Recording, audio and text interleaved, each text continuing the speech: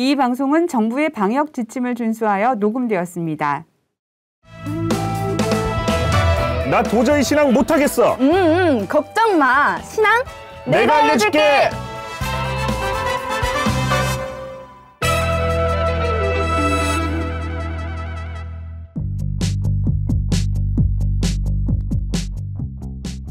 네, 전 세계에 계신 한해파 청취자 여러분 반갑습니다. 전 세계를 친구로 두고 있는 꼰대 오빠 라쿤입니다.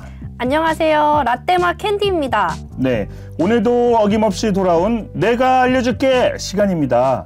캔디, 내가 알려줄게 코너가 주변에서 반응들이 좋다고 하던데 진짜일까? 오, 맞아. 주변 사람들이 내가 알려줄게 코너 듣고 라쿤 MC는 진짜 불만이 그렇게 많냐고 물어보던데? 그래서 캔디가 뭐라고 대답했을까? 그건 비밀이지. 내가 왜 알려줘야겠어? 아, 그렇게 나온다 이거지.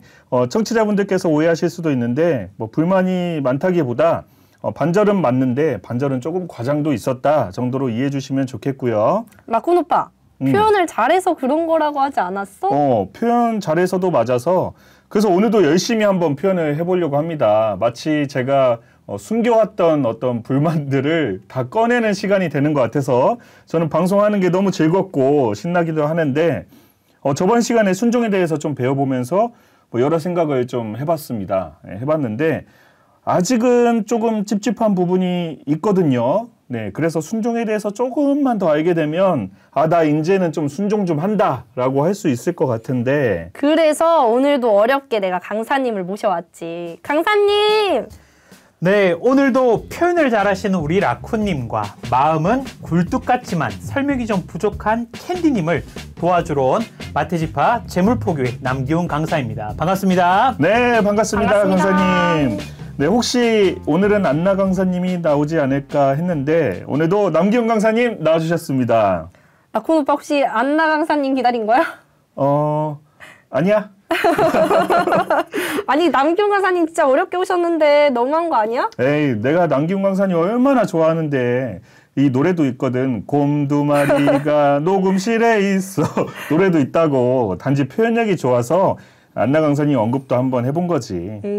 그래. 좀 찜찜하지만 그래도 강사님을 모셨으니까 내가 알려줄게 코너 시작해보겠습니다. 네, 지난 시간에 이어서 순종에 대해서 이야기 나눠보고 있는데요. 그렇다면 무엇을, 누구에게 순종을 해야 될지에 대해서 좀 짚고 넘어가고 싶습니다. 요즘 교회들은 유독 목사님들의 그 성범죄 또 횡령 문제가 많다고 또 얘기가 들려오는데요. 근데도 순종을 해야 될까요?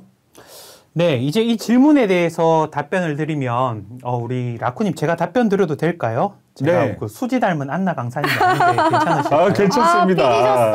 삐리셨어요. 뒤끝이 있어서 그런 건 아니고요. 네.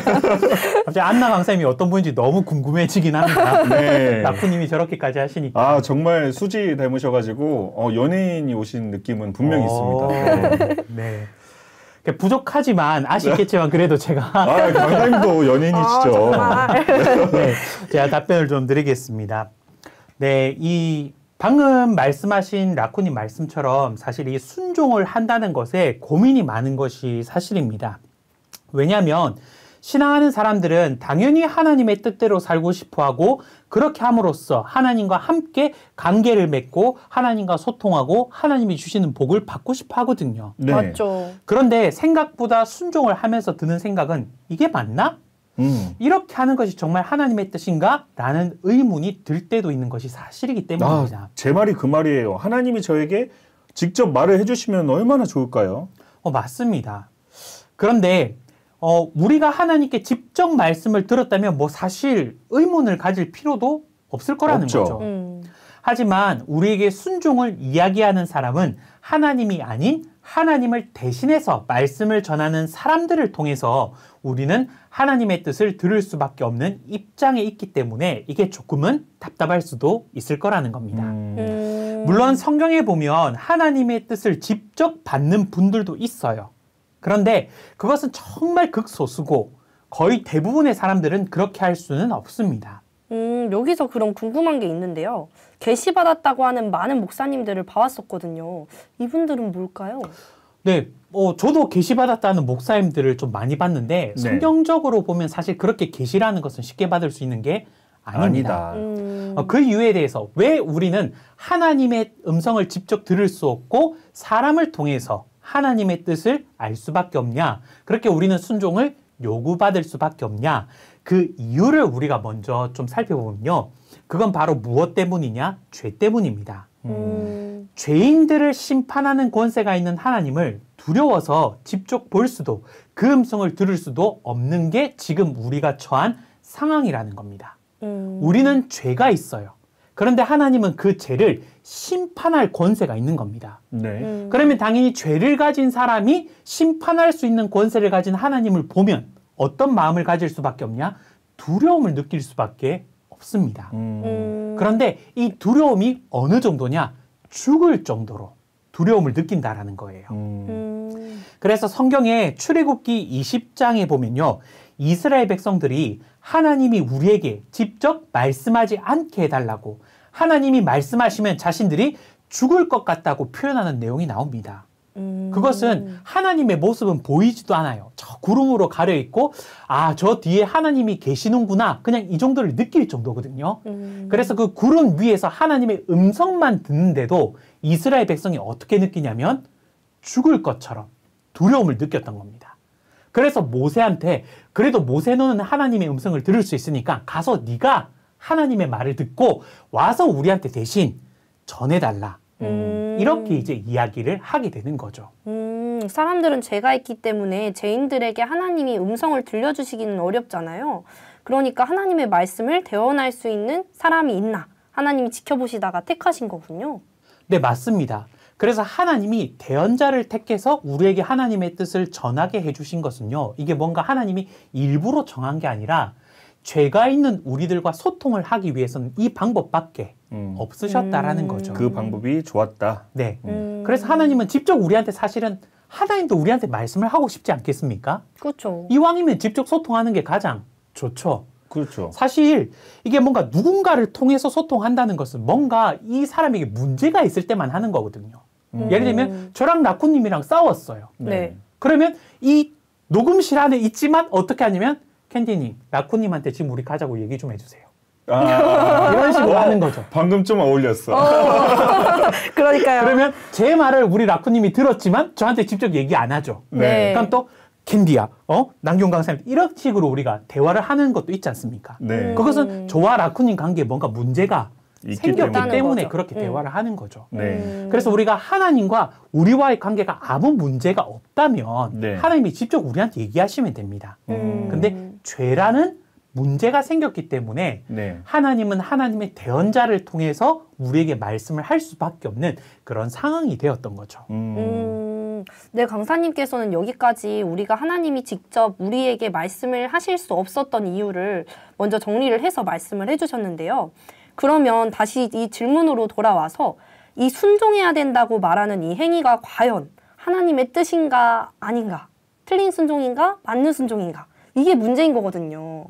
네, 우리 캔님 말이 엄청 빨라지시네요. 네, 캔디님 말이 많아지고 빨라졌습니다, 지금. 맞아요. 제가 궁금한 부분은 못 참죠. 그 빨찐 캔디. 저의 부캐입니다.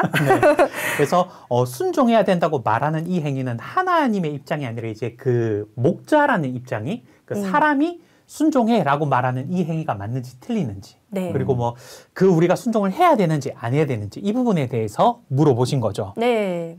네. 자, 그러면 우리 캔디님의 질문의 그 주제로 넘어가서 우리가 순종을 해야 될 때 이 순종이 맞는지 틀리는지는 어떻게 알 수 있느냐? 이것을 한번 얘기를 해볼게요. 자, 질문을 다시 정리해보면 무엇에 순종해야 하고 이것이 맞는 순종인가 틀린 순종인가 그리고 누구에게 순종해야 하는가 이제 이렇게 좀 질문을 다시 한번 나누어서 한번 정리를 해보겠습니다. 네. 자, 무엇에 순종해야 하는가 했을 때는 당연히 하나님의 말씀에 순종을 해야 합니다. 하나님의 말씀에 순종해야 하는 것이 바로 옳은 순종이 되는 것이죠. 네. 그리고 누구에게 순종을 해야 하는가 하면 하나님의 뜻을 이루고자 하는 목자에게 순종을 해야 되는 겁니다. 이거 지금 되게 중요한 포인트인 것 같아요. 그 무엇에 순종해야 되는가, 그리고 누구에게 순종을 해야 되는가. 이거 하나씩 좀 자세히 설명해 주실 수 있을까요? 네, 우리가 먼저는 무엇에 순종해야 하는가 했을 때는 먼저 하나님의 말씀에 순종을 해야 하죠. 그리고 하나님의 말씀에 순종한다고 했을 때는 왜 우리는 하나님의 말씀에 순종을 해야 하는가입니다. 우리가 하나님의 말씀에 순종해야 하는 이유는요, 우리에게 하나님은 참된 말씀만 하시지 거짓된 말씀을 하지 않으시기에 우리는 하나님의 말씀에 순종을 해야 합니다. 그래서 히브리서 6장 28절에 보면 하나님은 거짓말을 할 수 없으신 분이시기에 우리는 하나님의 말씀에 소망을 가질 수 있다라고 기록되어 있고요. 또 로마서 3장 4절에 보면 사람은 다 거짓되되 하나님은 참되시다라고 기록이 되어 있습니다. 네. 그렇기에 하나님은 참되신 말씀, 다른 표현으로 하면 옳은 말씀만 우리에게 하시기 때문에 우리는 하나님의 말씀에 순종을 해야 한다라는 겁니다. 그렇다면 하나님의 말씀이 참이라고 했고 옳은 것이라고 하는 그 기준은 무엇이 되냐? 이게 중요한 거거든요. 그게 내 마음이 되지는 않을 거고요. 맞습니다. 네. 어떤 참과 거짓의 기준은요, 뭐 도덕적이나 아니면 우리 라쿠님 말씀대로 뭔가 내 마음에 감동이 되냐, 안 되냐, 아니면 내가 듣기 좋냐, 안 좋냐, 그런 기준이 아니거든요. 나 자신의 생각을 기준으로 생각하면 착각하게 되겠네요. 맞습니다. 참과 거짓의 기준은요, 그 말한 대로 되냐, 안 되냐로 참과 거짓을 나눌 수 있는 겁니다. 예를 들면 어머니가 오늘 저녁에 비 오니까 우산 챙겨가라라고 말씀을 하십니다. 네. 이거는 보통 우리 자녀라면 집 나갈 때 한 번씩 다 맞죠. 들어봤던 말씀 아니겠습니까? 네. 그러면 어머니의 말씀이 맞는지 틀리는지는 비가 오는지 안 오는지로 결정이 되는 거지. 그렇죠. 내 기분에 따라서 어머니의 말이 맞는지 맞지 않는지 결정되는 건 아니지 않습니까? 맞죠. 그런데 어머니의 말대로 비가 왔다고 하면 그것은 어머니의 말씀이 참이 되는 거고, 그럼 내가 어머니의 말에 순종을 하는 이유는 어머니의 말씀대로 비가 올 것이기에 순종을 하는 겁니다. 왠지 오늘따라 어머니 목소리가 내 마음에 뭔가 확 와닿고 이런 것으로 순종하는 것은 아니죠. 네. 네. 근데 오늘따라 어머니 말이 듣기가 싫어서 불순종하고 이러면 안 된다라는 겁니다. 그러면 어머니의 말씀대로 비가 온다면 순종해서 우산을 챙겼어야 하는 것이고요. 네. 만일 어머니의 말씀에 순종하지 않았다면 그 결과는 비를 쫄딱 맞고 심한 경우에는 감기까지 걸릴 수도 있는 결과가 나오게 되는 거죠. 그래서 우리가 하나님의 말씀에 순종을 해야 되는 이유는요, 하나님의 말씀은 반드시 말씀하신 그대로 이루어지는 거거든요. 반드시 이루어진다. 그렇죠. 그래서 하나님의 말씀은 참이 되는 것이고 그것이 우리가 그 말씀에 순종을 해야 하는 이유가 되는 겁니다. 하나님의 말씀에 순종해야 하는 이유에 대한 성경 속 사례도 있을까요? 네, 우리가 예를 들면 아담에게 하나님이 아담을 창조하고 아담에게 뭐라고 하셨냐면 선악과를 먹는 날에는 정녕 죽으리라라고 네, 말씀을 하셨습니다. 네. 그런데 뱀이라는 존재가 있었거든요. 이 뱀은 선악과를 먹어도 죽지 않는다라고 했고 그런데 하와가 뱀의 말을 들었을 때 어떻게 느꼈냐? 보암직도 하고 먹음직도 하고 지혜롭게 할 만큼 탐스러웠다고 말합니다. 그렇다면 하나님의 말씀보다 뱀의 말이 더 좋아 보였다는 말이 되는 거 아니겠습니까? 네. 네. 그리고 하와가 그것을 먹고 아담에게 주어 먹게 했습니다.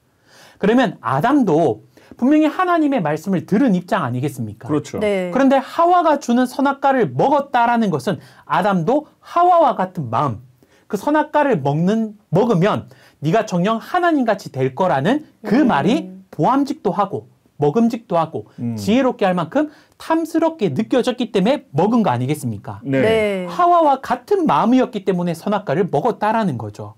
그래서 아담과 하와는 하나님의 말씀이 아닌 뱀의 말을 믿고 뱀의 말에 순종해서 선악과를 먹었습니다. 그런데 그 결과가 어떻게 되었습니까? 하나님의 말씀대로 아담에게는 죽음이 오게 되었고 아담 이후로 모든 사람들에게 사망이 들어와서 사망이 왕노릇하며 모든 사람이 사망의 아래 거하게 되는 일이 있게 된 것 아니겠습니까? 결국 하나님의 말씀에 순종을 했더라면 좋았을 텐데 그러지 않았기 때문에 또 그런 결과가 나온 거잖아요. 맞습니다. 결국은 누구의 말씀대로 됐습니까? 하나님의 말씀대로. 하나님의 말씀대로 된 거 아니겠습니까? 네. 네. 그러면 하나님은 참말을 하신 것이고 뱀이라는 사단 마귀의 말은 먹어도 죽지 않는다고 했는데 결국 죽음이 왔으니 그 말이 거짓말이 되어지는 거죠. 네. 그래서 우리가 순종하고 따라야 하는 것은 하나님의 말씀입니다. 그 이유는 왜 우리는 하나님의 말씀에 순종을 해야 되냐? 다시 말씀드리면 하나님의 말씀은 참이기 때문에, 하나님의 말씀은 사실이기 때문에, 하나님의 말씀은 말씀하신 그대로 반드시 되기 때문에 우리는 하나님의 말씀에 순종을 해야 된다는 거죠. 강사님 말씀을 들어보니까 하나님께서 한번 내뱉으신 말은 반드시 이루시기 때문에 참인 거겠네요. 맞습니다. 사실 뭐 사람은 그 말하는 것이 맞을 수도 있고 틀릴 수도 있고 뭐 완전하진 않지만 하나님이 하신 말씀은 다 그대로 이루어지기 때문에 우리가 그 하나님의 말씀을 기준으로 순종을 해야 된다라는 말씀이신 거고요. 네, 맞습니다. 그렇기 때문에 우리가 하나님의 말씀에 순종한다라고 했을 때는 하나님은 말씀하신 그 말씀대로 이루시기에 순종을 하는 사람은 하나님의 말씀대로 순종하는 것이 올바른 순종이 될 수 있다는 겁니다. 자, 이제 우리가 두 번째로 넘어가면요. 그렇다면 누구에게 순종을 해야 하는가라는 거거든요. 누구에게 순종을 해야 되냐? 그렇죠. 당연히 우리는 하나님께 순종해야 하지만 하나님을 직접 대면할 수가 없기에 하나님의 뜻을 전하는 목자를 세우셨고 우리는 그 목자가 전하는 하나님의 말씀에 순종을 해야 하는 겁니다. 그런데 앞에서 질문하실 때 그렇다면 오늘날 목사님이라는 직책을 가지신 분들이 하는 일이 하나님의 말씀을 전하는 일을 하지 않습니까? 그렇죠. 네. 그렇게 우리가 목사님이라고 부르죠. 그러면 하나님의 말씀을 전한다고 하기에는 뭔가 문제가 많아 보이기도 하고 때로는 요구하는 그 요구가 부당하게 느껴지기 때문에 우리가 그 말씀에 순종을 해야 되나 말아야 되나 고민을 하게 된다는 겁니다. 그렇죠. 내가 봤을 땐 이해가 안 되기 때문에. 그렇습니다. 그러다 보니 그 직책을 보고 순종을 해야 하는 건지 아닌 건지 마음의 어려움이 생길 수도 있다라는 거죠. 네, 너무 어렵습니다. 이 부분이. 네. 그래서 누구에게 순종을 해야 하는가 하면요. 다시 말씀드리지만 성경대로 하나님의 뜻을 전하는 목자의 말에 순종을 하면 되는 겁니다. 그냥 하나님의 뜻을 전하는 목자가 아니라 성경대로 하나님의 뜻을 전하는 목자. 네, 맞습니다. 하나님의 뜻을 전하는 목자를 찾으려면 그 사람이 하는 말을 들어봐야겠네요. 맞습니다. 그래서 제일 중요한 게 뭐냐면 그 목자가 전하는 말씀이 하나님의 뜻인지 아닌지 우리가 이것을 분별하는 게 너무 중요하다라는 겁니다. 아, 근데 분별. 네, 어려울 것 같은데요. 네, 맞아요. 근데 이게 어려워요. 왜냐면 그 직책을 가지고 있기 때문에 내가 네. 잘 모르면 그 직책을 가진 하는 사람의 말은 맞는 것처럼 들리거든요. 네. 왜냐면 TV에서 어떤 전문가가 나와서 이야기하는데 내가 그 내용을 전혀 모르는 사실을 전문가라는 직책을 가지고 이야기를 하면 그 사람 말이 다 맞아 맞는 보이죠. 것 같아요. 맞는 것처럼 네. 느껴지지 않겠습니까? 네. 그래서 우리가 정말 이 목자의 말을 분별하는 것이 사실은 쉽지는 않다라는 않아요. 거죠. 음. 그래서 이게 비단 오늘날 이야기뿐 아니라요. 모세 때도 이런 일이 있었습니다. 신명기 18장을 보면 하나님이 하나님의 선지자를 세우실 것이다 라고 말씀을 하시고 그 선지자가 하나님의 이름으로 하나님의 말씀을 증거할 때 듣지 않으면 하나님께 벌을 받을 것이고 하나님의 말씀이 아닌데 어떤 선지자가 방자하여서 이제 방자하다라는 것은 건방지다라는 뜻이거든요. 그러니까 하나님이 이 목자에게 뭔가 시키지도 않았는데 네. 그냥 목자라는 직책을 가지고 본인이 이게 하나님의 뜻이다라고 하는 게 건방진 거죠. 그래서 그렇게 하나님의 뜻인 것처럼 말하면 그 목자는 하나님께 죽임을 당할 것이다 라고 말씀을 하십니다. 네. 그러면 그 방자한 선지자는요, 그 선지자만 하나님께 벌을 받는 것이 아니라 그 선지자의 말을 듣고 그것이 하나님의 뜻인 줄 알고 순종한 백성들도 벌을 받지 않겠습니까? 아, 너무 억울할 것 같아요. 그러니까요. 그런데 하나님이 진짜 센스가 있는 분이신 게 모세가 이런 말을 하면 백성들이 속으로 아니, 저 선지자가 하나님이 세운 선지자인지 아닌지 우리가 어떻게 알 수 있느냐라고 생각을 할 거다. 그지? 이렇게까지 하나님이 미리 선수를 칩니다. 네. 그러니까 하나님이 이런 말을 하면 백성들이 아니 저 사람이 하나님이 세운 목자인지 아닌지 우리가 어떻게 알아? 네. 너희 그렇게 생각할 거지? 라고 하면서 답을 줍니다. 정확하십니다. 네. 그러면서 미리 말씀을 해주시면서 하나님의 세운 목자는 증언과 성취함이 있다라고 말씀을 하시고 증언과 성취함. 그렇죠. 증언과 성취함이 없는 목자라면 하나님이 보낸 목자가 아니니 그를 두려워하지 말라라고 말씀하십니다. 그럼 두려워하지 말라라는 것은 다른 말로 그 목자의 말을 듣지. 말라. 말라는 뜻 아니겠습니까? 네.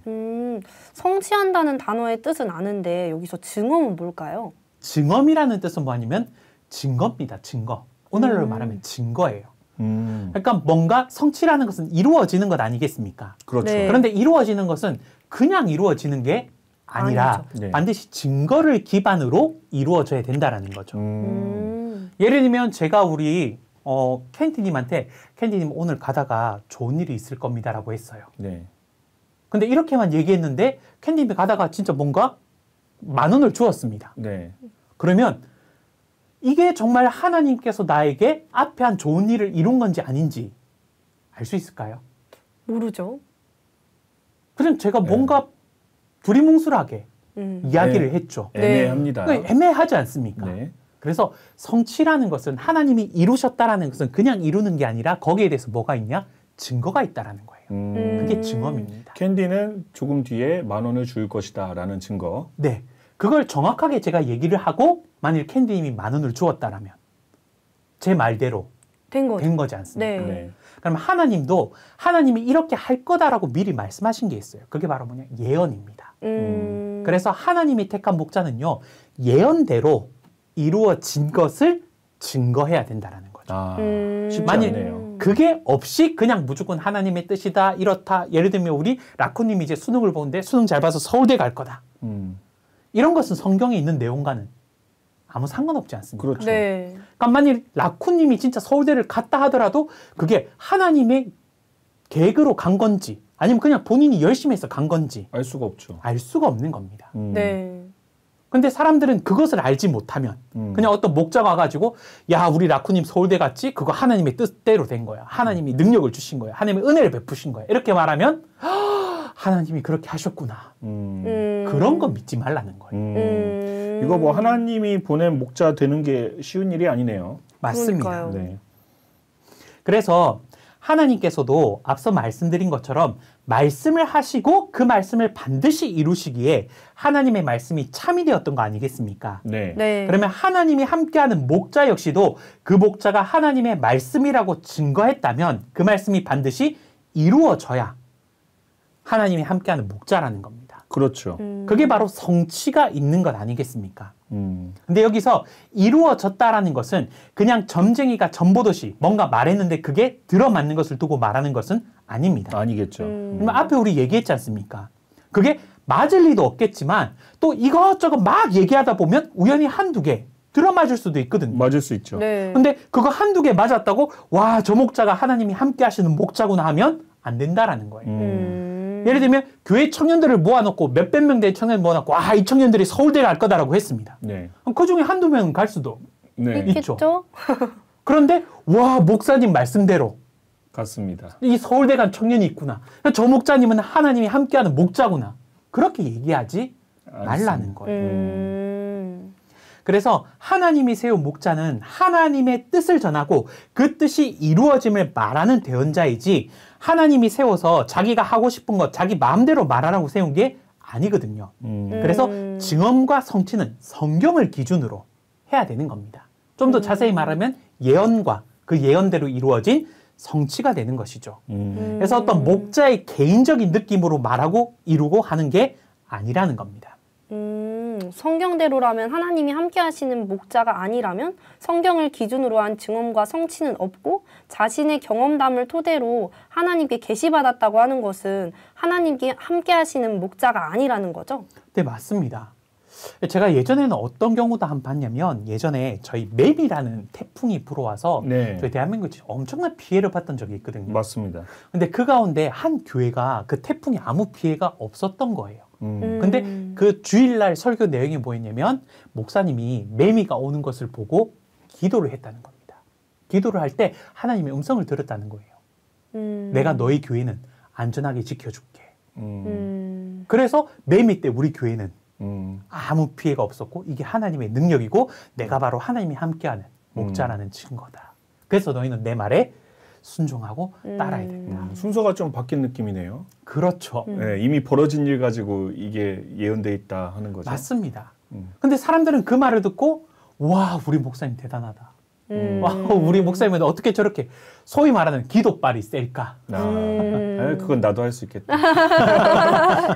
그죠? 네. 그러니까 이런 것을 통해서 저 사람이 하나님이 함께하는 목자는 아니냐. 그거는 구분할 수 있는 주제가 아니라는 겁니다. 네. 그래서 그런 어떤 개인적인 경험이 아니라 하나님이 함께하는 목자는요. 하나님이 함께하는 교회는요. 성경에 기록된 것을 이루는 것으로 하나님이 그곳에 함께 하신다라는 증거가 되는 거고 그 증언과 성취로 이곳에서 나오는 말씀은 하나님의 말씀이며 내가 순종할 수 있는 것이구나라는 것을 우리가 믿고 따라갈 수 있게 되는 겁니다. 예를 하나 들면 이사야 2장 말씀을 보면요. 하나님의 성전에 있는 시온산에 만방이 모여온다고 기록되어 있고 만국이 증거장막으로 나온다는 게 또한 계시록 15장 말씀에 있거든요. 그렇다면 그냥 내가 기도해서 태풍을 물리치고 내가 기도해서 서울대를 많이 보내고 이게 아니라 성경에 기록된 만방이 시온산으로 나오게 하는 그 말씀을 이루는 교회가 하나님이 함께 하시는 교회가 되고 그것이 진짜 증언과 성취가 되는 거 아니겠습니까? 네. 그래서 많은 분들이 아실지 모르겠지만 지금 세계에서 많은 교회들이 신천지로 간판을 바꾸어 가면서 신천지와 하나 되어 가고 있고요. 세계 목사님들이 신천지 말씀을 배워 성도들을 가르치고자 MOU를 맺어가고 있습니다. 그리고 국내에서는 작년에 신천지에서만 10만 수료식 했고요. 올해도 10만 수료식을 하기 위해서 신천지는 또 열심히 말씀에 순종하고 일을 이루어가고 있다는 거죠. 강사님, 근데 신천지 교회는 지금 최근에 어떤 여러 가지 일들이 사람 많다고 좀 자랑하는 게 아닌가. 그러니까요. 홍보하는 게 동감합니다. 아닌가. 뭐 이런 생각이 좀 드는데요. 약간 자랑도 맞긴 한데요. 이게 그냥 단순히 신천지가 부흥 성장하고 있구나 이게 아닙니다. 신천지 성도들은요. 그냥 우리 교회 부흥시키자, 뭐 세력을 늘리자 이게 아니라 이사야 2장의 말씀을 이루기 위해서 계시록 15장의 말씀을 이루기 위해서 그 말씀에 순종을 하고 있기에 이런 결과들이 나오고 있다라는 거죠. 이렇게 말씀을 이루기 위해 그 말씀에 순종하는 사람들에게 하나님이 함께 하시는 거 아니겠습니까? 그리고 그들이 성경의 말씀을 이루어 가도록 도와주시지 않겠습니까? 네. 그래서 단순히 세력이 늘어난다 이게 아니라 신천지 성도들은 그냥 부흥하기 위해서 전도하지 않습니다. 이사야 2장에 기록된 그 말씀을 이루기 위해서 계시록 15장에 기록된 그 말씀을 이루어 가기 위해서 그리고 지금 신천지에 일어나고 있는 이 일들이 사람의 힘으로 할 수 있는 것은 아니지 않겠습니까? 그래서 말씀을 이루기 위해 우리가 그 말씀을 증거받았고 순종하고 따라가고 있을 때 그 말씀이 우리 안에 이루어짐을 통해서 하나님이 이곳에 함께 한다라는 것을 우리가 증거 삼을 수 있다라는 거죠. 강사님께서 그 신천지에 대해서 얘기하실 때 조금 더 이제 힘있게 막 얘기하시는 게 느껴지는데요. 근데 신천지에서 일어난 여러 가지 일들은 다 실제 일어난 일이고 뭐 없는 일을 가지고 얘기하는 건 아니잖아요. 맞습니다. 네, 그런 부분들이 확실히 다른 교회와 좀 차별화가 되어 있긴 합니다. 네, 제가 좀 자제를 했어야 되는데 그걸 못 참고 잠깐 신천지 자랑 좀 했습니다. 네, 확실히 좀 톤이 달라졌습니다. 그러니까요. 네. 신천지에 하나님이 계시다는 것을 자랑하고 싶긴 했어요. 왜냐하면 신천지가 말씀대로 순종하고 있고 그 말씀을 이루어가고 있다고 자랑하는 것은 결국 신천지를 자랑하는 게 아니라 그 말씀을 하시고 이루어가시는 분은 하나님이시거든요. 그래서 이거에 하나님을 자랑하고 싶은 마음이 사실은 더 컸기에 좀 자랑 좀 하고 싶었습니다. 그리고 또 신천지는 그 하나님이 명하신 길을 또 잘 가고 있다. 이것도 얘기해주고 싶으셨고요. 그렇죠. 저희는 증언과 성취를 따라가고 있다는 걸 말씀드리고 싶었습니다. 네. 다시 돌아오기는 해야 되겠네요. 네, 돌아와야죠 이제. 네, 다시 돌아와서 정리하면요. 우리는 하나님의 말씀에 반드시 순종을 해야 하고 그 이유는 하나님의 말씀이 참이기 때문에 말씀하신 대로 반드시 이루어지는 것이기 때문에 우리는 하나님의 말씀에 순종을 해야 한다라는 겁니다. 그런데 성경을 기준으로 해서 증언과 성취가 있는 목자의 말을 듣고 따라간다. 이것은 이해가 되는데요.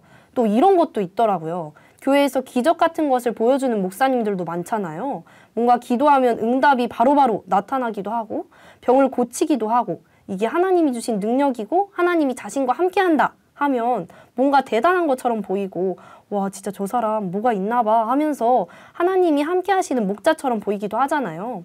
그럼 그 목자에게 순종하게 되는 경우도 있는 것 같거든요. 그렇죠. 네, 맞습니다. 사실 그런 경우가 대부분인 것 같아요. 네, 많이 들었습니다. 목자를 따라갈 때. 네. 그런데 분명 성경에도 하나님은 하나님의 능력을 보이기 위해 기적과 이적을 베풀기도 하시고요. 예수님도 기적과 이적을 통해서 사람들을 모으시고 하나님의 말씀을 증거하기도 하셨죠. 맞죠. 그리고 성경에 저 멀리 있는 역사뿐 아니라 불과 100여 년 전만 해도 이 대한민국 땅에 기독교가 처음 들어올 때요. 기적과 이적들이 많이 있었습니다. 그것 때문에 많은 사람들이 교회로 나가기도 했었거든요. 그건 뭐 멀리 찾을 필요도 없이 저도 제가 4대째 기독교 집안인데요. 네. 그런 이유가 저희 외중조 할아버지께서 신앙을 시작하신 이유가 할머님이 아프셨는데 아무도 이렇게 원인도 모르고 방법도 몰랐어요. 네. 그래서 그때 저희 외중조 할아버지가 평양에 사셨는데 네. 그때 코쟁이 선교사들이 들어왔을 선교사들. 네, 네. 그런 시대였습니다. 그래서 그 선교사한테 찾아가서요. 우리 할머니 낫게 해주면 내가 신앙을 하겠다라고 말씀하셨는데 진짜 할머니가 나은 거예요. 그래서 신앙을 시작을 한 겁니다. 네. 그렇게 신앙을 시작해서 그 결과 지금 제가 4대째 신앙을 하고 있는 거거든요. 그러니까 그런 경우가 없다라고 그냥 무조건 아니다라고 말하기도 사실은 어렵다. 네, 어려운 부분이 분명히 있습니다. 하나님을 안 믿던 사람이었어도 내가 병으로 인해서 고통을 느끼고 있고 고생을 하고 있는데 교회에서 낫게 해주었다 이러면 저 같았어도 조금은 믿게 됐을 것 같거든요. 제일 큰 게 눈에 보이는 법이잖아요. 맞아요. 사람은 눈에 보이는 게 진짜 중요하거든요. 그래서 눈에서 멀어지면 마음에서도 멀어진다는 말도 있지 않습니까? 그래서 내 눈에 뭔가 보이는 것이 있다면 아무래도 그것을 통해서 저 목자가 하나님이 함께하는 목자라는 확신을 가질 수도 있겠지만 그 기적과 이적만을 보고 가면 절대 안 된다라는 겁니다. 대표적으로 예수님을 보시면요. 예수님도 기적과 이적을 행하신 이유는 기적과 이적을 통해서 사람들을 모으고 그 사람들에게 하나님의 말씀을 증거하시기 위한 기적과 이적이었거든요. 아무리 예수님의 기적을 체험했다 하지만 하나님의 뜻을 깨닫는 말씀을 알지 못하면 결국은 하나님과 상관없는 사람이 되거든요. 중요한 건 기적이 아니라 말씀이었던 거죠. 맞습니다. 그래서 그 기적은요. 우리가 신앙에 입문하는 시작은 될 수 있어요. 네. 그런데 그게 하나님의 뜻과 목적은 아니다. 아니라는 겁니다. 계기는 될 수 있으나 목적은 될 수 없다. 네. 그래서 오병이어의 기적을 보면요. 이게 예수님이 일으키신 대표적인 기적 아니겠습니까? 맞죠. 네. 그래서 오병이어의 기적을 보면 예수님이 5,000명을 기적으로 먹이셨을 때는 사람들이 예수님을 왕삼고자 메시아로 믿고 순종하면서 예수님을 따라다녔습니다. 네. 그런데 그렇게 예수님을 따르는 사람들에게 예수님은 그래 나 대단하지 나를 메시아로 믿고 순종하면 계속 이렇게 배부르게 먹여줄게 라고 하지 않으셨다라는 겁니다. 오히려 그들에게 기적을 통해서 하나님이 나와 함께 하심을 믿고 따르는 게 아니라 그저 나를 따라오면 먹을 것 해결하고 배부를 것만 생각해서 따른다고 예수님이 유대인들에게 한마디를 하십니다. 그래서 그 말을 들은 유대인들은요. 우리는 하나님을 믿기 때문에 따르는 것이지 그냥 내 배 채우려고 따르는 게 아니다라고 예수님께 반론까지 해요. 나름 이들이 자존심은 있었던 거죠. 네. 근데 사실 본심은 뭐였습니까? 먹고 배부른 거. 예수님을 따라다니면 계속 뭔가를 얻어먹을 수 있으니까. 그걸 가지고 따라가는데 예수님이 그걸 지적하니까 또 이 사람들이 신앙을 하던 사람들이지 않습니까? 네. 네. 그러니까 자존심은 있었던 거예요. 아니라고. 음. 우리가 단순히 그 먹고 배부른 그거 하나 때문에 따라가는 줄 아냐고. 우리는 하나님을 믿기 때문에 따라간다라고 반론을 했지만 네. 예수님이 내 살과 피를 먹으라 하시면서 말씀을 전해주시니까 유대인들 다 떠나가지 않았습니까? 다 떠나갔죠. 네. 그래서 기적과 이적을 통해서 그 목자를 따를 수 있겠지만요. 기적과 이적만 있고 말씀이 없다면 그 기적과 이적은 하나님을 위한 것이 아니라는 겁니다. 오히려 하나님의 말씀이 없이 예언과 성취함을 증거하지 않으면서 기적과 이적만을 자꾸 베풀면서 내가 하나님이 함께하는 목자다라고 어필만 하는 목자라면 그건 하나님의 의를 세우는 게 아니라는 아니죠. 거죠. 오히려 자신들의 욕심을 채우고 지난 시간에도 우리 그 성경을 읽어봤지만 하나님의 의가 아닌 자기의 의를 위한 것이 되는 겁니다. 자기가 하나님의 목자라고 어필을 한 이유가 뭡니까? 결국은 그것을 믿고 따라가는 성도들을 통해서 하나님의 뜻을 이루어야 되는 게 목적이 되는 거 아니겠습니까? 네. 그런데 자꾸 어필만 해요. 자꾸 어필만 하는 겁니다. 내가 하나님이 함께하는 목자야. 나 대단하지. 이거 그냥 자기 자랑 아닙니까? 자기 자랑이죠. 그렇죠. 그럼 자기 자랑하는 이유는 뭐겠습니까? 뭔가 내가 원하는 게 있다. 있기 때문에. 이 사람들을 통해서 내가 이루고자 하는 게 있기 때문에 자꾸 나를 어필하는 거죠. 전형적인 사기꾼 스킬인 겁니다. 그렇죠. 사기꾼이 나 이렇게 대단한 사람이야. 너 엄청나지. 이 사람들한테 계속 어필하는 이유가 뭐겠습니까? 결국 사기를 쳐야 되기 그렇죠. 때문에. 사기를 쳐야 되기 때문에. 본인이 뭔가 원하는 게 있기 때문에 자꾸 어필을 하는 거죠. 그래서 사람들이 최고 어필을 많이 하는 장소가 어디입니까? 소개팅 자리죠. 그냥 소개팅에 가서 일상적인 대화하고 어떻게 살았냐 이런 거 합니까? 어떻게든 자기를 어필하죠. 어필하고자 노력하지 않습니까? 네. 내가 이렇게 대단하다 하면서 뭐 스펙 얘기하죠. 그렇죠. 스펙. 스펙 얘기하고 자키 하나 딱 올려놓고 어디서 네. 빌려와가지고 네. 자키 하나 딱 올려놓고 왜 그렇습니까? 나 이렇게 그래야 대단한 사람이야. 잘 보여서 이제 얻을 수 있으니까. 그렇죠. 그 마음에 드는 이성을 속된 말로 꼬시고자 하는 네. 네. 목적이 있기 때문에 자기를 계속 어필하는 거 아니겠습니까? 네. 그럼 하나님이 세운 목자라면 기적과 이적을 통해서 아 내가 하나님이 함께하는 목자라고 보일 수는 있어요. 그럼 사람들이 아 저 목자가 하나님이 함께하는 목자구나라고 믿었다라면 그 다음은 뭘 해야 되겠습니까? 이 사람들이 하나님의 뜻대로 가도록 인도를 해야 되는데 그게 아니라 자꾸 기적과 이적만 있다라면 그 목자는 하나님의 뜻대로 하는 것이 아닐 수도 있다라는 거죠. 근데 기적과 이적으로 많은 사람들을 따르게 하다 보면 욕심이 생길 것 같아요. 그래서 하나님이 마음속 1위가 아니라 자신이 마음속 1위가 될 것 같거든요. 맞아요. 그래서 하나님의 뜻을 모른 채 기적과 이적 그 자체만으로 하나님이 함께한다고 생각하는 목자들은요. 보통 기도하면 하나님이 들어주신다고 하면서 자신의 이익이 되는 기도를 하게 합니다. 대표적으로요. 왜냐면 하나님의 뜻을 모르니까요. 네. 하나님의 뜻을 아는 목자는 성도들에게 기도를 가르치더라도 어떤 기도를 가르치냐? 하나님의 뜻을 이루게 하는 기도를 가르칩니다. 근데 뭔가 자기의 의를 위한 목자는요. 아무리 기적과 이적이 있다 할지라도 자기의 이익을 위한 기도를 가르쳐요. 왜냐면 본인 마음부터가 그러지 않겠습니까? 그러니까. 네. 그렇죠. 뭐 예를 하나 들면 수능 때가 되면 자신의 자녀가 좋은 대학 가기를 바라면서 뭐 특별 새벽기도 이런 것도 하죠. 네. 네. 그러면 자기가 좋은 대학 들어가면 하나님의 어떤 뜻이 이루어지는 겁니까? 그러네요. 우리 라쿠님이 아까 이게 뭐 서울대를 갔어요. 그러면 서울대 간 라쿠님이 좋은 거예요? 아니면 하나님이 좋은 거예요? 제가 잘 먹고 잘 살겠죠. 그렇죠. 네. 그 누구의 의가 이루어지냐라는 겁니다. 뭐 또 예를 들면 뭐 생명이 위험한 병에 걸린 사람들이 있어요. 그럼 그런 사람이 기도해서 낫습니다. 그러면 어떠한 하나님의 의가 이루어지는 걸까요? 그냥 자기가 건강하고 행복하게 사는 거죠. 그렇죠. 네. 뭐 그렇다고 해서 제가 뭐 좋은 대학 가지 마라, 아파도 기도하지 마라 절대 아닙니다. 네, 아니죠. 좋은 대학도 가야 되고요. 아프면 하나님의 은혜로 나아야죠. 네. 근데 하지만 그걸 통해서 어떤 하나님의 의가 이루어지는지 알고 좋은 대학을 가고 알고 병이 나아야 그게 하나님의 뜻을 위한 거지. 그냥 내가 좋은 곳으로 끝나면 와 하나님이 내가 기도했더니만 좋은 대학 보내주셨네.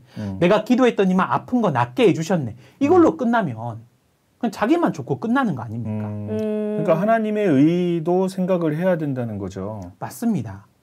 그래서 하나님의 의가 이게 바로 하나님의 뜻이 아니겠습니까? 네. 그래서 하나님의 뜻을 모르면서 그냥 내가 좋은 게 하나님이 좋은 것 이렇게 생각하고 그러한 말을 따라가는 것 자체가 네. 그럼 그런 사람들은 그런 생각이 어디에서부터 왔겠습니까? 그걸 가르치는 목자에게서부터 그런 생각이 왔다라는 거죠. 네. 그러면 그건 하나님의 능력을 이용해서 그냥 내 욕심을 채우는 거 아니겠습니까? 네. 저도 그 자격증 시험 준비를 하면서 하나님 저 이거 합격만 시켜주면 열심히 하겠습니다. 이런 기도 많이 했거든요. 네. 아 그런 게 좀 찔리는데 뭐 사실 저만 그러겠습니까? 강사님도 뭐 찔릴 만한 이야기 하나 해주시죠. 맞아요. 네. 저도 있죠. 뭐 저도 기성교단에서 신앙을 좀 오래 했었고 아까 4대째 기독교 집안이라 말씀드렸지 않습니까? 네. 저도 있는데 하나 말씀을 드리면요. 제가 청년 시절에 한창 유행했던 것이 있었는데요. 뭐가 있었냐면 배우자를 위한 기도 제목을 적고 기도하는 것이었습니다. 그러니까 그냥 하는 게 아니라 내가 어떤 배우자를 원하는지 이제 기도 제목을 노트에 적는 거예요. 네. 그래서 그 적으면서 그걸 가지고 기도하는 건데 왜 그렇게 했냐? 교회에서 목사님들이 그렇게 가르쳤어요. 그래서 그렇게 가르쳤기 때문에 그런 가르침을 듣고 자기 배우자는 이런 사람이었으면 좋겠다라고 항목을 적어놓고 기도합니다. 네. 근데 그 항목을 보면 진짜 몇 시까지 해서 100단위로 넘어가는 분들도 있어요. 아, 근데 그분들의 기도 제목을 보면요. 와, 진짜 하나님이 새로운 인류를 하나 창조하기 전까지는 세상에 존재할 수 없는 사람들이 거의 대부분입니다. 거의 뭐 인간이 할 수 없는 존재군요. 그렇습니다. 저도 생각을 해보면 제 생각을 기준으로 좀 직장 좋은 데 붙으면 좋겠어요. 하나님, 직장 좋은 데 붙게 해주세요. 이렇게 하면서 이루어지면 이게 하나님의 뜻인가? 생각한 적이 있었거든요. 저도 약간 찔리는데요. 맞아요. 근데 그분들은 그렇게 기도해야 하나님이 그 기도를 들어주신다고 그렇게 가르쳤고 그렇게 배웠기 때문에 그렇게 기도한다라는 겁니다. 그렇죠. 저랑 캔디도 그렇고 남기훈 강사님도 그렇고. 맞습니다. 네. 그래서 아까 그 배우자에 대한 기도를 했는데 그러면 진짜 그렇게 기도한 사람이 그런 사람을 만나 결혼을 했을까라는 거죠. 물론 저희 청년대는요. 그렇게 기도해서 그 기도 제목대로 배우자를 만났다는 그런 책까지 있었어요. 아, 책이 있었어요. 네. 제가 그 책을 사서 읽어봤었거든요. 아, 열정적인 분이시네요. 네. 그런데 거기에 함정이 하나 있었는데요. 거기에는 그 기도 제목대로 배우자를 만난 게 아니더라는 겁니다. 그래서 나는 이렇게 기도했는데 하나님은 나에게 이런 사람이 더 필요했기 때문에 이 기도 제목은 들어주시고 이 기도 제목은 들어주시지 않아서 이렇게 나에게 딱 필요한 사람으로 붙여줬다. 이렇게 말하고 있어요. 그럼 이거는 기도의 응답이 아니라 뭡니까? 자기 합리화 아닙니까? 그래서 맞죠. 요즘 사람들이 기독교를 많이 싫어하는 이유가 자기 합리화를 많이 하잖아요. 맞아요. 네. 예, 분명히 그 기도 제목을 보면 그런 사람이 있을 수가 없어요. 세상에. 네. 존재할 수가 없습니다. 네. 세상에 설마 존재한다라고 해도 이 사람이 이 기도를 하는 이 사람을 좋아할 이유가 없어요. 없죠. 아니 이렇게 뛰어난 사람이 왜 이 사람을? 이런 마음이 이제 드는 거죠. 네. 그러면 분명히 그 기도는 이루어질 수가 없는 거거든요. 네. 네. 그러면 그렇게 배우자를 위해서 기도하고 어쨌든 뭐 자기 합리화를 통해서 내가 하나님이 진짜 내가 기도한 대로 좋은 배우자를 주셨다라고까지 해서 결혼을 했습니다. 그러면 그 결혼을 통해서 어떤 하나님의 의가 이루어지냐 이거거든요. 자기가 원하는 배우자 만나면 하나님이 좋은 겁니까? 자기가 좋은 겁니까? 자기가 좋은 좋죠. 거죠. 자기가 좋은 거죠. 근데 이거를 이런 식으로 해석하기도 해요. 야, 부모의 마음을 봐라. 자식이 행복하면 부모는 자식이 행복한 것만으로도 뭐 하지 않냐? 행복하다. 행복하지 않냐? 여러분 그런 말이 진짜일까요? 이제는 좀 헷갈립니다. 저는 뭐가 진짜인지. 네. 반은 맞고 반은 틀렸어요. 자녀가 행복한 게 물론 부모의 입장에서 행복이 될 수도 있지만요. 부모도 어려움이 있지 않습니까? 부모도 해야 될 일이 있어요. 그렇죠. 그런데 자녀가 부모의 일에는 신경을 안 쓰고 자기 일만 하고 있으면 그걸로 행복할 수 있을까요? 아니요. 아니죠. 행복할 수 없습니다. 이건 아무리 부모, 자식 간의 관계라도요. 부모는 진짜 지금 당장 먹을 게 없어서 힘들고 지금 해결될 문제가 많은데 자식은 떵떵거리면서 혼자 잘 살아요. 연락도 안 하고. 연락도 안 하고 부모의 일을 돕지 않습니다. 그런데 나는 행복하니까 부모님은 그걸로 기뻐하시겠지라고 말할 수 있느냐라는 거죠. 절대 아니죠. 없죠. 아닙니다. 그래서 우리가 잘 되는 게 하나님이 기뻐하시는 것이다. 그거는 성경에 기록된 하나님의 뜻을 모르기 때문에 그런 겁니다. 성경에서는 하나님이 이루고자 하시는 수많은 일들이 있고 치열한 일들이 있거든요. 네. 그래서 그 뜻을 우리와 함께 공유하고 우리가 그것을 해주기를 바라시는 게 하나님의 입장이라는 거죠. 근데 그걸 모르면서 내가 행복하면 하나님이 즐겁고 다 기쁨이 되는 것. 이것으로 이야기를 해서는 안 된다라는 겁니다. 네. 그래서 아무리 기적과 이적을 보이는 목자라 할지라도요. 성경에 기록된 하나님의 뜻과 상관없다면 그것은 하나님께 순종하는 것이 아니라 결국은 자기를 위한 순종이 되는 겁니다. 그래서 자기를 위한 것을 순종, 하나님을 위한 순종이라는 이름으로 포장하는 것밖에 안 되는 것이라는 거죠. 그래서 그렇게 신앙을 했던 사람이 나중에 하나님 만나서 하나님 덕분에 너무 행복하게 잘 살다 왔습니다. 하나님은 너무 바쁘셨는데요. 그래서 불꽃 같은 눈으로 우리를 지켜보아 주시고 주무시지도 아니하신다라고 성경은 기록하고 있지 않습니까? 네. 네. 그럼 하나님이 뭐 불면증이어서 밤에 잠을 안 주무시겠습니까? 그만큼 일이 많으신 거예요. 하나님은 너무 바쁜데 나중에 우리가 천국 가서 하나님 만나가지고 하나님 너무 행복하게 잘 살다 왔습니다. 이렇게 말하면 하나님이 우리를 어떻게 보실까라는 거죠. 우리가 그런 부분을 생각해야 된다는 겁니다. 이게 저는 최종 질문일 것 같은데요. 결론적으로 지금 이 시대에 내가 해야 되는 순종은 무엇인가요? 그리고 하나님은 어떤 목적으로 이 순종의 길을 가길 원하시는 걸까요? 네, 하나님이 원하시는 진정한 순종은 바로 하나님의 말씀을 100% 믿고 따라가는 것이 하나님이 원하시는 100%의 순종이 되는 것입니다. 그래서 하나님이 원하시는 순종을 하기 위해서는요, 먼저는 하나님의 말씀을 100% 믿는 믿음이 선행이 되어야 하나님이 원하시는 순종의 모습이 나올 수 있습니다. 그러겠죠. 우리가 지난 시간에도 말씀을 드렸지만 하나님은 우리한테 너 일단 내 말 들어 라고 하는 것이 아니라 우리가 하나님의 말씀을 순종하게 되면 어떠한 결과가 있을 것이라는 것을 그것까지 말씀을 하시면서 순종을 하게 하시거든요. 그걸 다른 표현으로 증언과 성취 또는 예언과 성취라고 할 수 있는 겁니다. 그렇다면 우리가 하나님의 말씀을 순종할 때는요, 하나님의 말씀대로 이루어질 것을 믿으며 순종하는 자세가 필요하다라는 거죠. 그렇다면 우리가 하나님의 말씀에 순종할 때에는 하나님이 우리에게 무엇을 순종하라고 하셨고, 그리고 우리가 무엇을 이루기 위해서 순종을 해야 하는지에 대해서 정확하게 알고 순종해야 그 순종이 참 순종이 되어질 수 있다는 겁니다. 그럼 궁금해지는 게 있는데요. 하나님은 우리가 어떤 방향으로 나아가시기를 원하시길래 순종을 하라고 하신 걸까요? 네, 하나님은 우리에게 어떤 목적, 어떤 방향을 가지고 믿음과 순종을 말씀하시는지에 대해서 성경을 통해 한번 살펴보면요. 고린도전서 13장 말씀에 보면 믿음, 소망, 사랑 이 세 가지는 항상 있을 것인데 그 중에 제일은 사랑이라 라는 말씀이 있습니다. 네, 유명하죠. 네, 이 말씀이 사실 제가 신천지 오기 전까지 가장 어려웠던 말씀 중 하나였는데요. 믿음과 소망도 사랑만큼 중요하다고 생각하는데 왜 사랑이 제일일까? 그리고 믿음과 소망 말고 인내, 기도 이런 것들은 왜 여기 포함이 안 될까? 이런 것들을 좀 늘 고민하던 말씀이었거든요. 그런데 신천지에 와서 말씀을 깨달아 보니까요. 여기서 말씀하시는 믿음이라는 것이 무엇을 믿는 것인지 알게 되었을 때 그 의문이 해소가 되었습니다.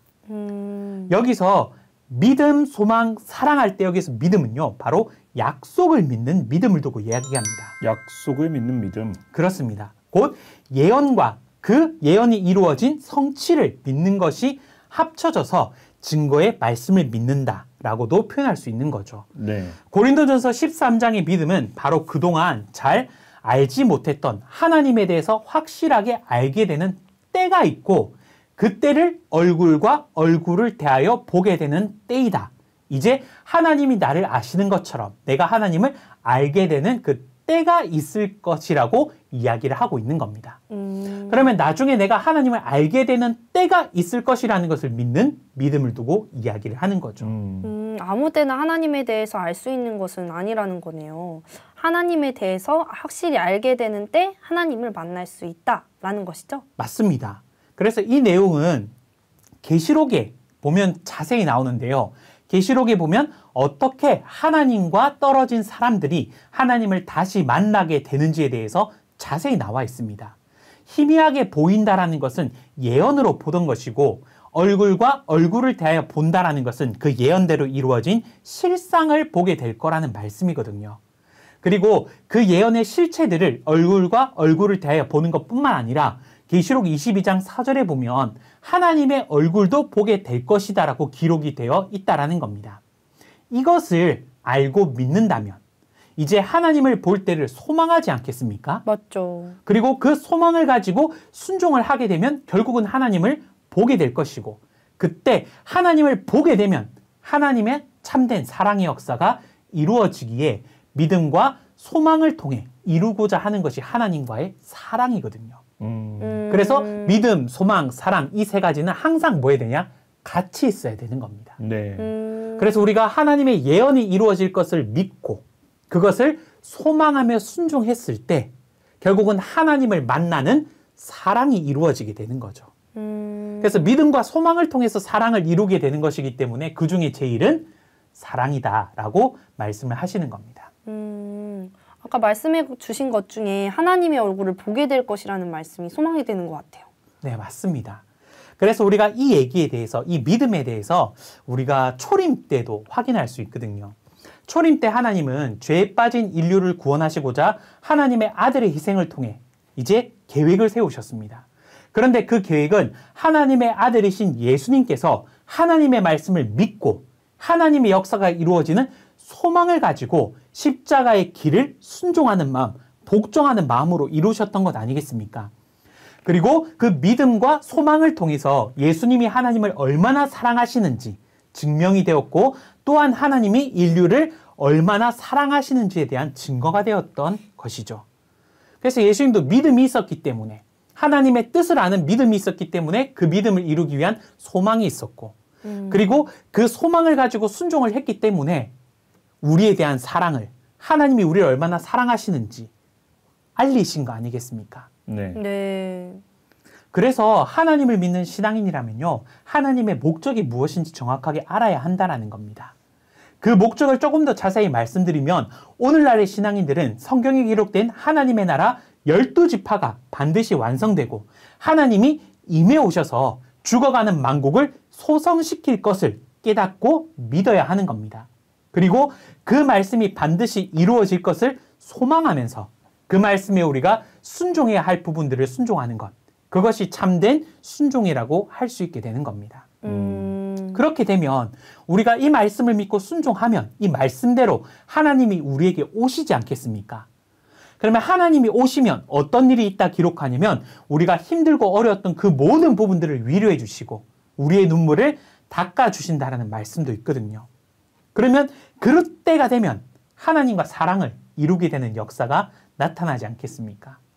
그래서 고린도전서 13장의 말씀대로 하나님의 말씀을 믿고 그것을 우리의 소망으로 삼고 인내하고 순종하다 보면 결국 그것을 통해서 이루는 것은 하나님과 영원한 사랑이기에 그 중에 제일은 사랑이다라고 말씀을 하신 겁니다.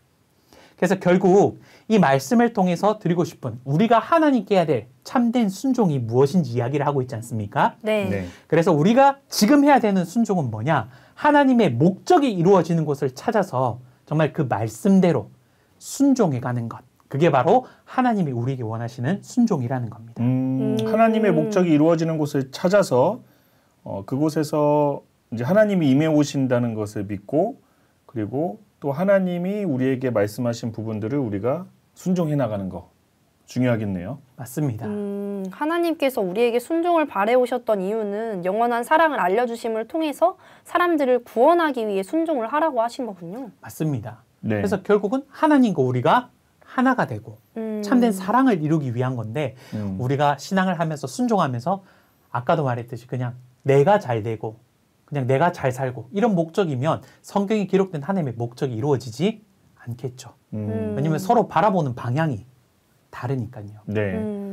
그럼 이제 제가 순종을 왜 해야 되고 어떻게 해야 되는지는 알겠는데 뭔가 사례가 좀 있었으면 좋겠어요. 성경에 순종을 잘했던 사람 한 3명만 뽑아주실 수 있을까요? 그러면 제가 그 분을 좀 보고 배우면서 좀 따라 하다 보면 또 순종하기가 좀 되게 쉽지 않아질까라는 생각도 드는데요. 네. 성경에서 순종 이러면 너무 많은 사람들이 있어서 사실은 좀 고민이 되긴 하는데요. 저한테는 제일 먼저 생각나는 사람은 노아가 제일 먼저 생각이 납니다. 노아. 네. 이제 창세기 말씀이 워낙 좀 간략하게 기록되어 있다 보니까 자세히 알 수는 없지만 노아가 하나님의 지시를 받고 방주를 짓는 기간을 살펴보면요. 물론 방주를 짓는 기간에 성경이 나오진 않습니다. 네. 이제 성경에서 알 수 있는 것은 노아가 500세 때 세 아들을 낳았고 노아가 600세 되던 해에 홍수가 터졌다라고 기록돼 있죠. 그래서 보통 하나님의 명을 받고 약 100년 동안 방주를 지었다 우리가 추측은 그렇게 하고 있습니다. 그런데 이제 그렇게 하나님과 언약을 하시면서 내 아들들과 내 아내와 내 자부들과 함께 방주로 들어가라 이렇게 말씀을 하십니다. 그럼 이 100년이라는 이 긴 시간 동안 노아는 하나님의 말씀이 이루어질 것을 믿고 방주를 지었다라는 게 정말 이 웬만한 순종 아니면 이렇게 할 수 없다라는 생각이 대단하죠. 들더라고요. 네. 그래서 성경은 노아가 방주를 짓고 홍수가 나는 장면으로 그냥 그렇게 연결이 되거든요. 그래서 이 100년이라는 시간 동안 노아에게 무슨 일이 있었는지는 성경은 알려주지 않고 있지만 100년이라는 시간 동안 정말 많은 일들이 노아에게 있지 않았겠습니까? 그렇죠. 그러면 그 어려움을 이겨내고 방주를 지었다라는 건 노아가 100년이라는 시간 동안 홍수가 있을 것이라는 하나님의 그 말씀을 믿었던 거죠. 100% 믿은 거죠. 그렇죠. 100% 믿었던 거죠. 그러니까 그때 구원받을 것을 소망하면서 100년이라는 시간 동안 약속을 믿고 하나님의 말씀에 순종했던 인물, 노아가 생각이 납니다. 네. 100%의 믿음을 가졌던 노아. 그러면 두 번째 생각나시는 인물 있을까요? 그리고 또 순종하면 생각나는 사람이 아브라함이 생각이 납니다. 네. 그 믿음의 시조세라고 또 있습니다. 네. 믿음의 조상. 네. 제가 했다고 살짝 어필했네요. 네. 아브라함이 생각이 나는데요. 이제 하나님이 큰 민족을 이루어 주시겠다라는 그 약속을 믿고 본토 친척 있는 곳을 떠나 하나님이 명하신 곳으로 가는 것부터 시작해서 이삭을 바치기까지 그 믿음의 연단의 시간 동안 정말 아브라함이 하나님의 말씀에 순종하는 그 모습. 우리 그런 모습을 보면 진짜 아브라함도 우리가 본받아야 될 순종의 그 인물이 아닌가 하는 생각도 듭니다. 네, 성경에서 노아와 아브라함을 좀 더 깊게 좀 생각을 해보면서 좀 제 자신의 순종에 대해서도 생각을 해봐야 될 것 같은데요. 성경 속에 순종을 잘했던 여성 인물은 없을까요? 여성, 네. 보자, 우리 순종하는 여성을 생각해 보면요. 네. 저는 예수님의 어머니인 마리아를 좀 떠올리게 됩니다. 누가복음 1장에 보면요. 마리아에게 천사가 나타나서 하나님의 아들을 잉태할 것이라고 했을 때 마리아가 처음에는 저는 처녀인데 어떻게 그런 일이 있겠습니까? 라고 천사에게 물어봅니다. 그때 그 천사가 하나님의 모든 말씀은 능치 못하심이 없느니라라는 그 말씀에 주의 계집종이 말씀대로 내게 이루어지다라고 하면서 자신의 모든 것을 하나님께 드리는 그 모습. 사실은 처녀가 아이를 낳는다라는 그 결정이 쉽지가 않지 않겠습니까? 그렇죠. 맞죠. 그런데 하나님의 말씀이라는 그것에 마리아가 저는 주의 계집종입니다라고 하면서 하나님의 말씀이 내게 이루어진다라고 순종했던 그 모습이 정말 대단한 순종의 모습이 아닌가 생각이 듭니다. 그래서 마리아가 이제 그것을 경험하고 엘리사벳 집을 방문하거든요. 네. 그때 엘리사벳이 성령의 충만함을 입어 믿는 여자에게 복이 있도다라고 말하며 마리아는 그 말에 능하신 이가 큰 일을 내게 행하셨으니 그 이름이 거룩하시다라고 하면서 하나님께 영광을 오히려 올려드린다라는 거죠. 그래서 이런 마리아의 모습을 보면 진짜 보통 믿음이 아닌 이 대단한 믿음을 가졌기 때문에 이런 하나님의 말씀에 순종하는 순종의 모습이 나오지 않았나 싶습니다. 또 이렇게 성경 속 순종하면 생각나는 인물 3명을 또 얘기해 주셨는데 노아, 아브라함, 마리아 얘기해 주셨죠. 네, 맞습니다. 네, 근데 이 3명뿐만 아니라 또 많은 또 인물들이 하나님께 순종하는 모습을 많이 보여주셨기 때문에 우리가 성경 말씀을 꾸준히 읽으면서 이 순종이라는 것에 대해 다시 한번 좀 생각해 보면 좋을 것 같습니다. 네, 그리고 강사님이 오늘 뭐 장시간 또 목이 쉬어가면서 이렇게 말씀을 해주셨는데 이런 말씀을 주셨죠. 그 무엇에게 순종해야 되냐 그리고 누구에게 순종해야 되냐가 좀 기억에 남는데요. 어떤 불완전한 사람의 말에 순종하는 게 아니라 하나님의 말씀, 성경 말씀에 순종해야 된다고 정확하게 얘기해 주셨고 또 하나님의 말씀을 전하는 사람이라고 해서 다 순종하면 안 되고 성경대로 하나님의 말씀을 전하는 사람에게 순종해야 된다는 것이 맞다라는 또 말씀을 주셨습니다. 아멘. 네, 그래서 오늘 우리가 이렇게 순종에 대한 하늘팟 방송을 들으신 청취자분들은 앞으로 정확하게 하나님의 마음에 화답하는 하나님의 자녀가 되셨으면 좋겠고요. 네, 캔디 오늘 강사님께 들은 말씀을 또 한마디로 요약을 해볼까 하는데 캔디는 또 한마디로 해보자면 어떤 말이 있을까? 우리가 순종해야 될 대상은 바로 하나님의 말씀. 네, 순종해야 될 대상은 하나님의 말씀이다. 네, 저도 한마디 하자면 순종 참 어렵다. 하지만 신천지에서는 너무나도 쉽다라고 정리하고 싶습니다. 라쿤 오빠, 오늘 강사님께서 순종에 대해서 이렇게 자세히 얘기해 주셨는데 이젠 더 이상 순종이 뭐냐고 반박할 수 없지? 아, 그거는 인정. 근데 내가 말하는 걸 너무 좋아하는데 응. 이 강사님의 어떤 그 주옥 같은 말씀, 결국 하나님의 말씀을 이렇게 듣다 보니까 이제 점점 내 입술이 말을 못하게 되고 이제 듣는 게 또 편해지면서 고개가 숙여지는 그런 느낌이 듭니다. 오빠 이 정도면 이제 오빠 신앙 열심히 할 수 있겠지? 아, 열심히 해야 되는데 나도 그러고 싶은데 아직 열심을 내기에는 조금 찝찝한 게 좀 남아있네. 아, 찝찝한 게 뭐야? 뭐가 더 남은 거야? 다 얘기해봐. 해결해줄 강사님들 많이 계시니까 이왕 시작한 거 끝을 보자. 아, 지금 딱 생각은 안 나. 나도 지금 생각나면 또 강사님 붙잡고 1시간 정도 더 얘기 들었으면 좋겠는데 아직은 생각이 나진 않지만 나중에 생각나면 그때 얘기해도 될까? 그래? 그럼 언제든지 물어봐. 청취자 여러분들 하늘팟 구독, 좋아요, 알림 설정 많이 부탁드리고요.